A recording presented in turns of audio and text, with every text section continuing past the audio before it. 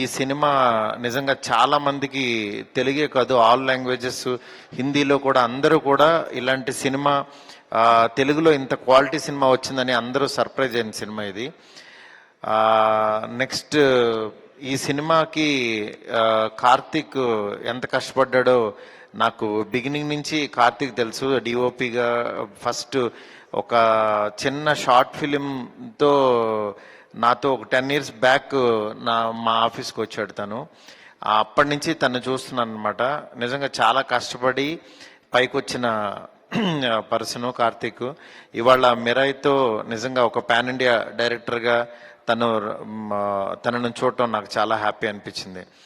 అట్లాగే ఇక్కడున్న టీం అందరూ, టెక్నీషియన్స్ అందరూ, నిజంగా ఇది ఒక ఆర్టిస్ట్ కంటే కూడా ఇది టెక్నీషియన్స్కి జరుగుతున్న ఒక సత్కారం కింద చెప్పుకోవాలి. ఎందుకంటే టెక్నీషియన్స్ని గుర్తించడం, సినిమా అయిపోయిన తర్వాత కూడా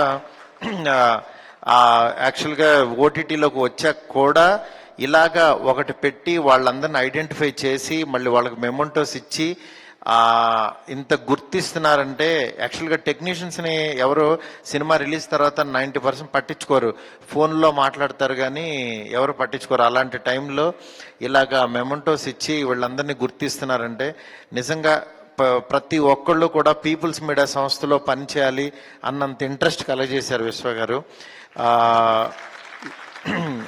ఇలాంటి మిరాయిలు మాత్రం ఇంకా చాలా చాలా రావాలని, వస్తాయని కోరుకుంటున్నాను. డెఫినెట్గా మా రాజా సాబ్ కూడా డెఫినెట్గా మీ అందరికీ అంచనాలకి తగినట్టే ఉంటుంది.